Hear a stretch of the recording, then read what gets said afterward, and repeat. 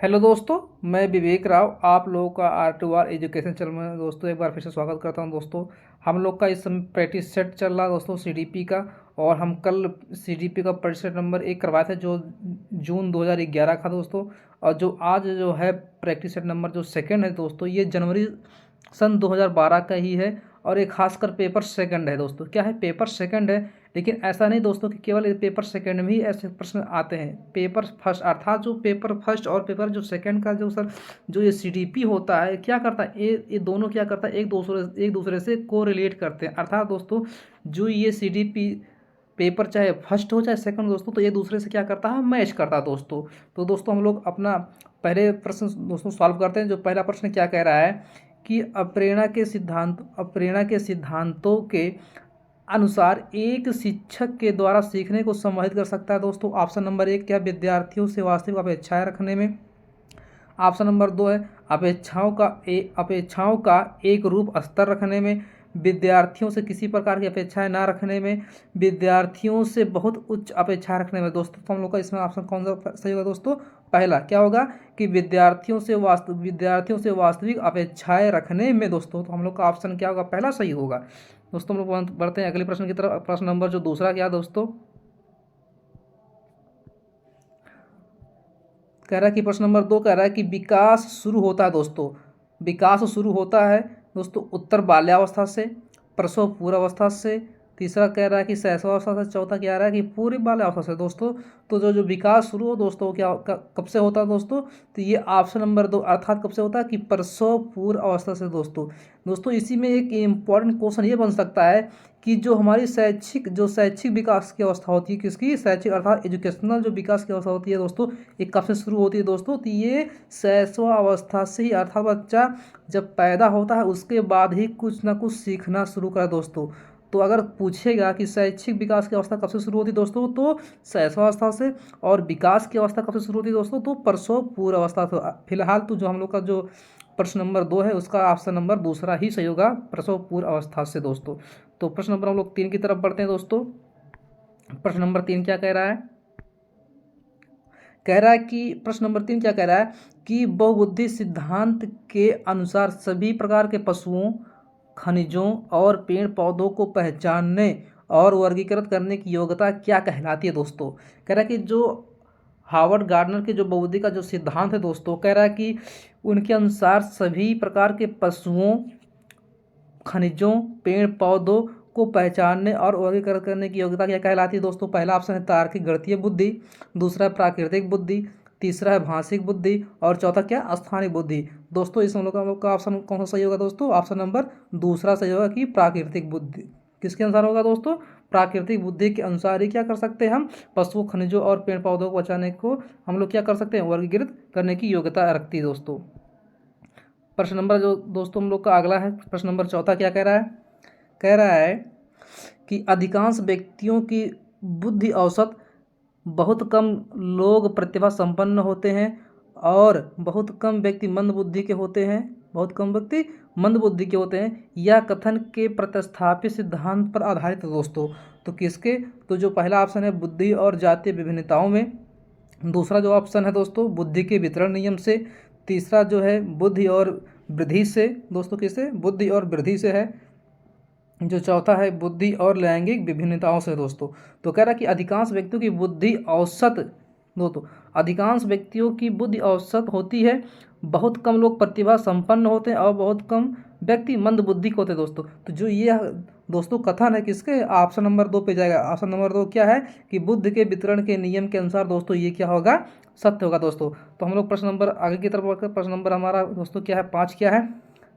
पांचवा प्रश्न क्या कह रहा है दोस्तों कि सहयोगी अधिगम में अधिक उम्र के प्रवीण विद्यार्थी छोटे और कम निपुण विद्यार्थियों की मदद करते हैं। इससे क्या होता है दोस्तों? इससे ऑप्शन नंबर 1 कह रहा है कि गहन प्रतियोगिता होती है। ऑप्शन नंबर 2 कह रहा है कि उच्च नैतिक विकास होता है दोस्तों। तीसरा कह रहा है कि समूहों में द्वंद्व होता है दोस्तों, अर्थात समूहों में द्वंद्व उत्पन्न होता है दोस्तों। और कह रहा है कि चौथा ऑप्शन की उच्च उपलब्धि और आत्मसम्मान विकसित होता है दोस्तों। कह रहा है कि सहयोगी अधिगम में अधिक उम्र के प्रवीण विद्यार्थी छोटे और कम निपुण विद्यार्थियों की मदद करते हैं। इससे दोस्तों क्या होता है दोस्तों, जल्दी बताएं दोस्तों क्या होगा इससे? ऑप्शन नंबर 5, ऑप्शन नंबर जो क्या होगा दोस्तों 4, क्या होगा 4 कि उच्च उपलब्धि और आत्मसम्मान की विकसित होगी दोस्तों।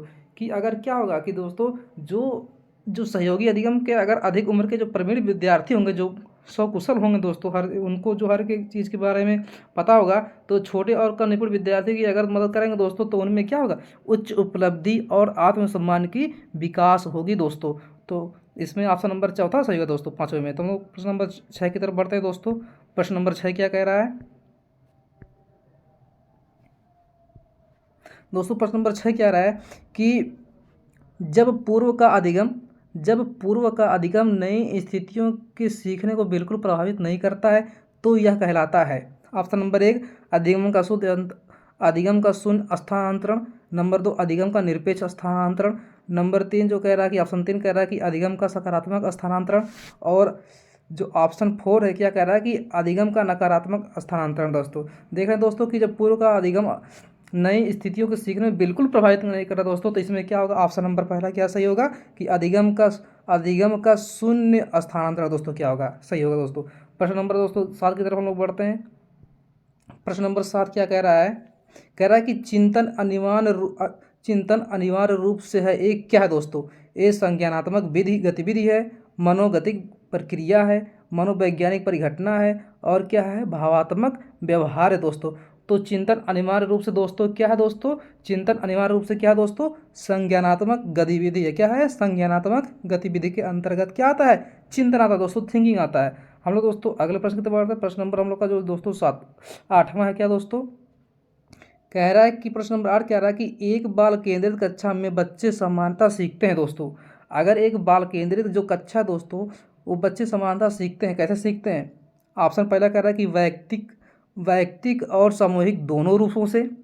फिर कह रहा है कि मुख्य रूप से शिक्षक से सीखते हैं, कि वैयक्तिक रूप से सीखते हैं। फिर कह रहा है कि समूहों में सीखते हैं दोस्तों।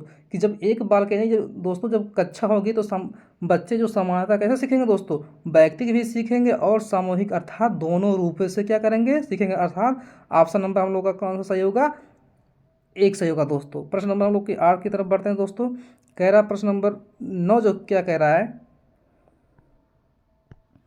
दोस्तों? प्रश्न नंबर जो 9 कह रहा है कि पियाजे के अधिगम संज्ञानात्मक सिद्धांत के अनुसार वह प्रक्रिया जिसके द्वारा संज्ञानात्मक संरचना को संशोधित किया जाता है दोस्तों, क्या कहलाता है दोस्तों? कि पियाजे के जो अधिगम का जो संज्ञानात्मक जो सिद्धांत है दोस्तों, वह प्रक्रिया जिनके द्वारा संज्ञानात्मक संरचना को संशोधित किया जाता है, तो क्या कहलाता है दोस्तों? प्रत्यक्ष कहलाता है दोस्तों। फिर कह रहा है कि समायोजन कहलाता है, समावेशन कहलाता है, स्कीमा कहलाता है दोस्तों। तो दोस्तों हम लोग का ऑप्शन तीसरा क्या सही होगा? समावेशन। क्या कहलाता है दोस्तों? समावेशन कहलाता है दोस्तों। प्रश्न नंबर हम लोग 10 की तरफ बढ़ते हैं दोस्तों। प्रश्न नंबर 10 क्या कह रहा है? कह रहा है कि एक शिक्षिका अपने शिक्षार्थियों की सदैव इस रूप से सहायता करती है कि वे एक विशेष क्षेत्र से ज्ञान प्राप्त को दूसरे विशेष क्षेत्रों के ज्ञान के साथ जोड़ सकें। इससे किस चीज़ को दोस्तों बढ़ावा मिलता है? पुनर्बलन को बढ़ावा मिलता है दोस्तों। कि ज्ञान के सह संबंध का एवं अंतरण से बढ़ावा मिलता है दोस्तों। कि व्यक्तिगत विभिन्नताओं से उनको बढ़ावा मिलता है, या शिक्षार्थी स्वायत्ता जो शिक्षार्थी स्वयं से उनको बढ़ावा मिलता है दोस्तों। तो क्या होगा दोस्तों? जो अगर इसमें क्या होगा दोस्तों? ऑप्शन नंबर दूसरा क्या होगा सही होगा कि ज्ञान के सह संबंध एवं अंतरण से क्या होगा उनको अर्थात जोड़ सकेंगे बच्चों को, उससे बढ़ावा मिलेगा दोस्तों। दोस्तों प्रश्न नंबर 11 क्या कह रहा है? कह रहा है कि क्रिएटिविटी मुख्य रूप से है, अर्थात सृजनात्मकता मुख्य रूप से है दोस्तों। प्रश्न कह रहा है कि 11 की सृजनात्मकता मुख्य रूप से है, मॉडलिंग है, अनुकरण है, अभिसारी चिंतन है दोस्तों, अपसारी चिंतन है दोस्तों जो सृजनशील जो बालक होते हैं वो दोस्तों क्या करते हैं? किसी भी चीज़ को वो कई तरीके से सोचते हैं। तो जब जहाँ कई तरीकों से दोस्तों आ जाएगा, वहाँ क्या हो जाएगा? अपसारी चिंतन। क्या हो जाएगा दोस्तों? अपसारी चिंतन हो जाएगा दोस्तों। ऑप्शन नंबर चौथा क्या हो जाएगा? सही हो जाएगा दोस्तों। हम लोग पढ़ते हैं प्रश्न नंबर 12 की तरफ बढ़ते हैं दोस्तों। प्रश्न नंबर 12 क्या कह रहा है दोस्तों? कह रहा है कि एक विद्यार्थी मेडिकल कॉलेज में दाखिला लेने के लिए कठिन परिश्रम करता है ताकि वह प्रवेश परीक्षा में उत्तीर्ण हो सके। यह विद्यार्थी किस रूप में दोस्तों उसको प्रेरित करते हैं? व्यक्तिगत रूप में प्रेरित कर रहा है, या अनुभाविक रूप में, आंतरिक रूप में कर रहा है दोस्तों, या बाह्य रूप में कर रहा है दोस्तों। तो दोस्तों क्या कर रहा है इसमें, आंतरिक रूप से क्या कर रहा है कि इसमें आंतरिक रूप से उसको क्या कर रहा है, अप्रेरित कर रहा है दोस्तों। प्रश्न नंबर हम लोग चलते हैं दोस्तों 13 की तरफ। कह रहा है कि व्यवहार का करना पक्ष में आता, किसके पक्ष में आता दोस्तों, सीखने के गतिक अर्थात कॉग्निटिव क्षेत्र में आता है, या सीखने के मनोवैज्ञानिक क्षेत्र में आता है, या सीखने के संज्ञानात्मक क्षेत्र में आता है दोस्तों, या सीखने के भावात्मक क्षेत्र में आता है दोस्तों, किस में आता है। प्रश्न नंबर जो 13 कह रहा है, कह रहा है कि व्यवहार का करना पक्ष किस में आता है दोस्तों। तो जो इसमें क्या आएगा, प्रश्न नंबर किस में आएगा दोस्तों, जो प्रश्न 13 कौन सा सही होगा, सीखने के संज्ञानात्मक क्षेत्र में दोस्तों, किस में आएगा, सीखने के संज्ञानात्मक क्षेत्र में आएगा दोस्तों।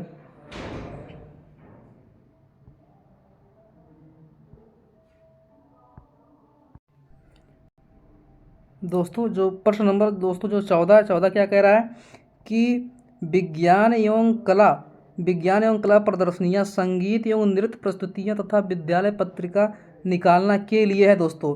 पहला ऑप्शन कह रहा है कि शिक्षार्थियों को सृजनात्मक क्रिएटिविटी मार्ग उपलब्ध कराने में। फिर कह रहा है कि विभिन्न व्यवसायों के लिए विद्यार्थियों को प्रशिक्षित करने में दोस्तों।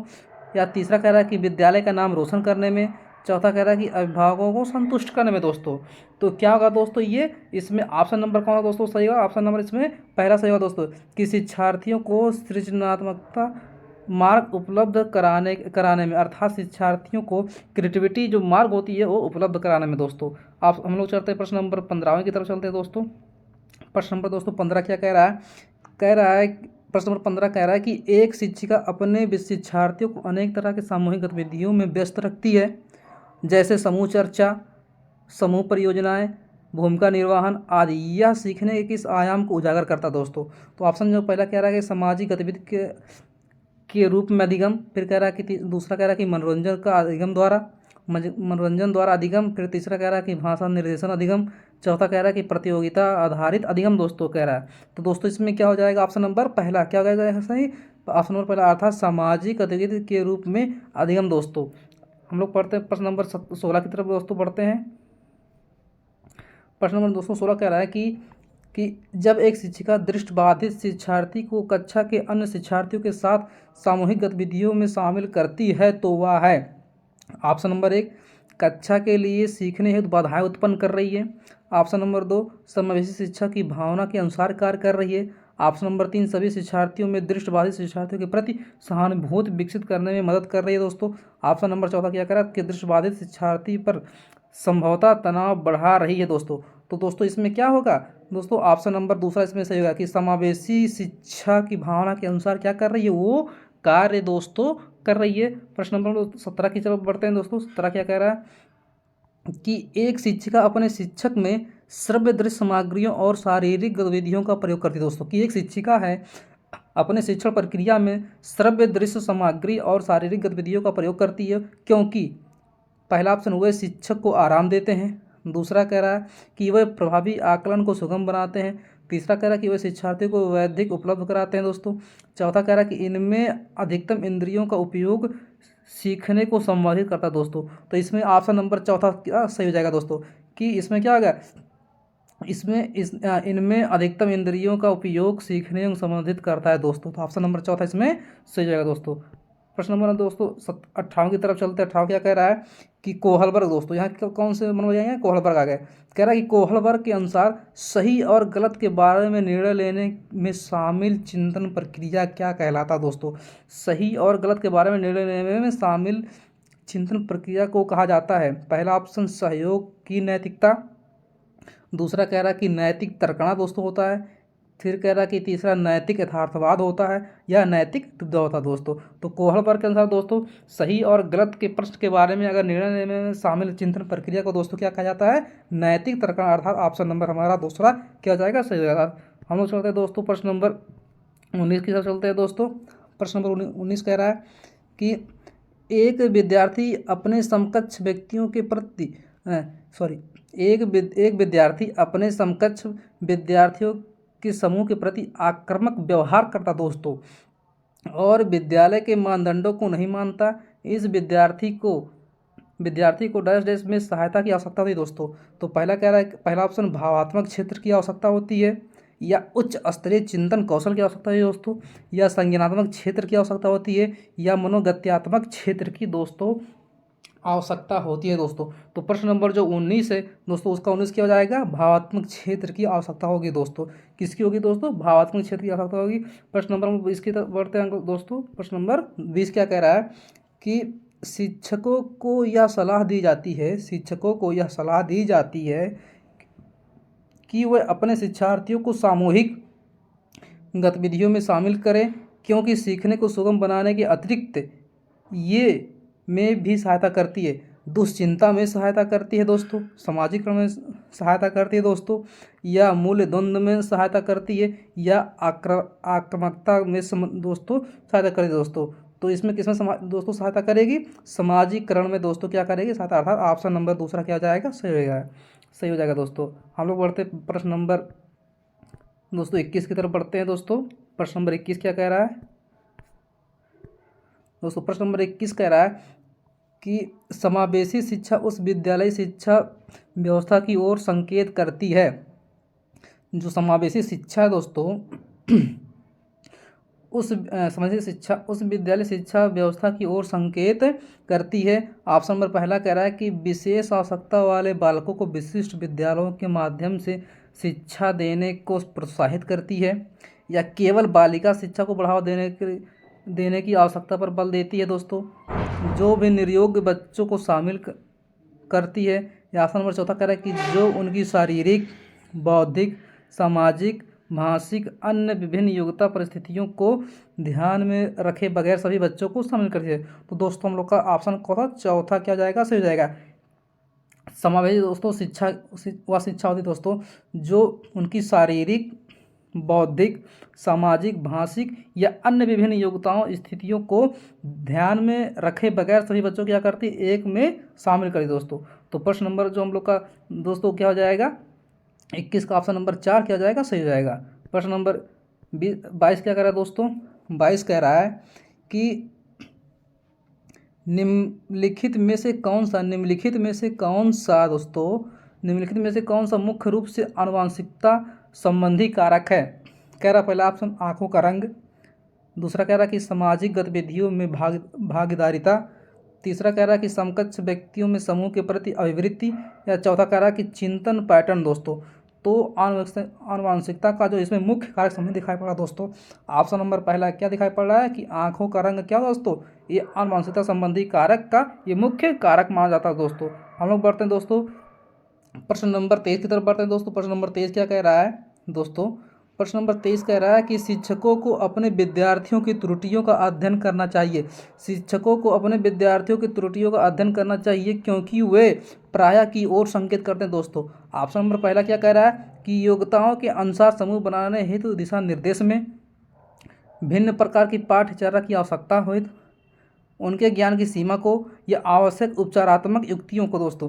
तो शिक्षकों को अपने विद्यार्थियों की त्रुटियों का अध्ययन करना चाहिए क्योंकि वह प्रायः क्या करना चाहिए दोस्तों कि जो उनकी कमियां क्या रहेगी दोस्तों सीखने में, तो उनका क्या किया जाए, उपचार किया जाता था दोस्तों। ऑप्शन नंबर चौथा क्या हो जाएगा कि आवश्यक उपचारात्मक युक्तियों की आवश्यकता पड़ती है दोस्तों, की ओर संकेत करती है। तो ऑप्शन नंबर चौथा दोस्तों 23 का सही हो जाएगा। प्रश्न नंबर हम लोग 24 की तरफ बढ़ते हैं। कह रहा कि सीमा हर पाठ को बहुत जल्दी सीख लेती है। सीमा एक लड़की है जो प्रत्येक पाठ को बहुत जल्दी सीख लेती है, जबकि लीना उसे सीखने में ज़्यादा समय लेती है। यह विकास के किस सिद्धांत को दर्शाता है दोस्तों, व्यक्तित्व विभिन्नता को दर्शाता है, अंतर संबंध को दर्शाता है दोस्तों, निरंतरता को दर्शाता है, या समान से विशिष्ट की ओर दोस्तों दर्शाता दोस्तों। तो ऑप्शन नंबर इसमें पहला क्या हो जाएगा दोस्तों, सही हो जाएगा कि व्यक्तित्व विभिन्नता को दोस्तों दर्शाता है। प्रश्न नंबर हम लोग बढ़ते हैं 25 की तरफ दोस्तों। 25 क्या कह रहा है कि निम्नलिखित में से डैश डैश डैश के अतिरिक्त सभी वातावरणीय कारक विकास को आकार देते हैं दोस्तों। कह रहा है कि निम्नलिखित में से डैश डैश के अतिरिक्त सभी वातावरणीय कारक विकास को आकार देते हैं। पहला ऑप्शन कह रहा है कि पौष्टिकता की गुणवत्ता, दूसरा कह रहा है कि संस्कृति, तीसरा कह रहा है कि शिक्षा की गुणवत्ता, और चौथा क्या कह रहा है, शारीरिक गठन दोस्तों। तो ऑप्शन नंबर 25 का दोस्तों कौन सा सही हो जाएगा दोस्तों, जो इसमें वातावरणीय कारक को आकार कौन देता है दोस्तों, कि अतिरिक्त का है दोस्तों, क्या कह रहा है कि अतिरिक्त, तो क्या हो जाएगा शारीरिक, दोस्तों क्या हो जाएगा शारीरिक गठन दोस्तों हो जाएगा। तो दोस्तों हम लोग का जो ऑप्शन चौथा क्या जाएगा सही, शारीरिक गठन। हम लोग प्रश्न नंबर बढ़ते हैं 26 का दोस्तों, बढ़ते हैं। प्रश्न नंबर 26 क्या कह रहा है कि श्रवणहास से ग्रसित बच्चे कक्षा के किस सबसे मुख्य निराश अर्थात कुंठा का सामना करते हैं।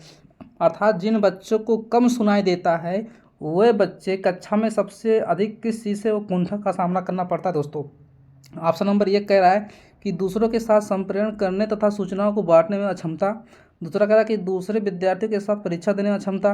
तीसरा कह रहा है कि प्रस्तावित पाठ्य पुस्तकों को पढ़ने की अक्षमता। और चौथा कह रहा है कि खेल कूद की भागीदारिता निभाने में अक्षमता दोस्तों। तो इसमें ऑप्शन नंबर पहला क्या जाएगा दोस्तों, सही हो जाएगा दूसरों के साथ संप्रेषण करने तथा सूचनाओं को बांटने में दोस्तों अक्षमता करना पड़ा। ऑप्शन नंबर दूसरा क्या हो जाएगा दोस्तों, इसमें सही हो जाएगा दोस्तों। क्योंकि दोस्तों अगर उसको कम सुनाई दे रहा है तो वो परीक्षा, भले ही कम सुनाई दे लेकिन वो परीक्षा देने में क्या है, वो सक्षम है। और प्रस्तावित पाठ्य पुस्तक को भी पढ़ लेगा दोस्तों। और खेल कूद में तो अच्छे से वो क्या अपनी भूमिका निभा लेगा। लेकिन दोस्तों क्या करेगा, जब उसको सुनाई ही नहीं पड़ेगा तो सूचना अगर वो किसी को देगा तो उसको तो सुनाई देगा, लेकिन मान लो अगर कोई सूचना उसको दे रहा है अर्थात बोल रहा है तो उसको सुनाई नहीं देगा। इस बेस पर क्या जाएगा दोस्तों, ऑप्शन नंबर पहला क्या जाएगा, सही हो जाएगा। प्रश्न नंबर दोस्तों हम लोग का चलते हैं 27 की तरफ बढ़ते हैं दोस्तों। प्रश्न नंबर 27 क्या कह रहा है, कह रहा है कि डिसलेक्सिया, क्या कह रहा है दोस्तों, कह रहा है कि प्रश्न नंबर 27 की डिसलेक्सिया मुख्य रूप से की समस्या से संबंधित दोस्तों। जो डिसलेक्सिया है ये किस, डिसलेक्सिया का विकार क्या है दोस्तों, कि ये सुनने में से दिक्कत होती है या पढ़ने में या बोलने में दोस्तों, या बोलने और सुनने में दोस्तों। तो डिसलेक्सिया जो होती है दोस्तों क्या होती है, पढ़ने में दोस्तों। आप दोस्तों कभी देखते हैं कि जो स्मॉल लेटर का जो क्या होता है दोस्तों, जो स्मॉल लेटर का जो बी होता है दोस्तों, उसको कभी बच्चे क्या डी पढ़ लेते हैं, अर्थात डी पढ़ देते हैं और लिखते भी हैं दोस्तों। तो क्या होता है पढ़ने में क्या होगी दोस्तों, ये विकार से संबंधित है दोस्तों। तो ऑप्शन नंबर दूसरा क्या जाएगा सही 27 का। हम लोग बढ़ते हैं 28 की तरफ दोस्तों, बढ़ते हैं 28 नंबर प्रश्न क्या कह रहा है कि प्रतिभाशाली विद्यार्थी अपनी क्षमताओं को तब तक विकसित कर पाएंगे जब, दोस्तों अगर प्रतिभाशाली जो विद्यार्थी है वो अपनी क्षमता को कब तक विकसित कर पाएंगे, जब उनकी बार बार उनकी परीक्षा होगी तब दोस्तों। ऑप्शन नंबर 1 क्या कह रहा है कि बार बार उनकी परीक्षा होगी। दूसरा कह रहा है कि वे अन्य विद्यार्थियों के साथ अधिगम प्रक्रिया से जुड़ते हैं। तीसरा कह रहा है कि उन्हें अन्य विद्यार्थियों से अलग किया जाए, या उसे चौथा क्या कह रहा है कि वे निजी कोचिंग कक्षाओं में पढ़ेंगे दोस्तों। तो ऑप्शन नंबर दूसरा क्या हो जाएगा, सही हो जाएगा कि दोस्तों वे अन्य विद्यार्थियों के साथ अधिगम प्रक्रिया से क्या हो दोस्तों, जुड़ते रहें दोस्तों। तो 28 का ऑप्शन नंबर दूसरा क्या हो जाएगा दोस्तों, सही हो जाएगा। प्रश्न नंबर दोस्तों 29 की तरफ बढ़ते हैं हम लोग दोस्तों। जो प्रश्न नंबर 29 क्या कह रहा है कि एक अच्छी पाठ्य पुस्तक से बचती है, एक अच्छी पाठ्य पुस्तक किससे दोस्तों बचती है। ऑप्शन 1 लैंगिक समानता से। ऑप्शन नंबर जो तीसरा इसमें कह रहा है कि लैंगिक पूर्वाग्रह दोस्तों। ऑप्शन नंबर जो दूसरा कह रहा है कि सामाजिक उत्तरदायित्व से दोस्तों। और इसमें जो कह रहा है कि ऑप्शन नंबर चौथा क्या कह रहा है कि लैंगिक संवेदनशीलता से दोस्तों। तो किससे दोस्तों बचेगा, कि लैंगिक पूर्वाग्रह से क्या होगा दोस्तों। ऑप्शन नंबर जो इसमें तीसरा लिखा गया दोस्तों गलती से, लेकिन इसमें ऑप्शन नंबर दूसरा क्या होगा, सही होगा कि लैंगिक पूर्वाग्रह से क्या होगा दोस्तों, ये एक अच्छी पाठ्य पुस्तक क्या होगी दोस्तों, बचेगी। हम लोग प्रश्न नंबर दोस्तों पढ़ते हैं, अगले की तरफ बढ़ते हैं। प्रश्न नंबर 30 क्या कह रहा है दोस्तों। प्रश्न नंबर जो अंतिम में अर्थात तीसरा है, कह रहा है कि पियाजे के अनुसार दोस्तों क्या कह रहा है, पियाजे के अनुसार दोस्तों क्या कह रहा है कि पियाजे के अनुसार संज्ञानात्मक विकास के किस चरण पर बच्चा वस्तु अस्थायित्व क्या कर लेता है दोस्तों। जो प्रश्न नंबर जो 30 क्या कह रहा है दोस्तों कि पियाजे के अनुसार संज्ञानात्मक विकास के किस चरण पर बच्चा वस्तु अस्थायित्व को प्रदर्शित करता है दोस्तों। तो ऑप्शन नंबर 1 क्या कह रहा है कि मूर्त संक्रियात्मक चरण। दूसरा कह रहा है कि औपचारिक संक्रियात्मक चरण दोस्तों कह रहा है। तीसरा कह रहा है कि संवेदी प्रेरक चरण। और चौथा क्या कह रहा है दोस्तों, पूरे संक्रियात्मक चरण दोस्तों। तो इसमें ऑप्शन नंबर कौन सा सही होगा दोस्तों, चौथा सही होगा दोस्तों। अर्थात अगर बच्चे के सामने जो वस्तु अगर एक बार दोस्तों आ जाती है तो उसके सामने वो वस्तु का चित्र हमेशा बना रहता है, जिसे क्या कहते हैं, वस्तु अस्थायी तो कहते हैं दोस्तों। ये पियाजे के चरण के अनुसार ये दोस्तों दूसरा चरण कौन सा है दोस्तों, दूसरा चरण दोस्तों। तो आई होप दोस्तों कि आप लोग को ये वीडियो काफ़ी अच्छे से समझ में आया होगा दोस्तों। अगर दोस्तों हमारे चैनल पर आप लोग नए हो दोस्तों तो हमारे ऑटो एजुकेशन दोस्तों को सब्सक्राइब करें और लाइक करें दोस्तों, और अपने दोस्तों के साथ दोस्तों शेयर करें। जय हिंद दोस्तों।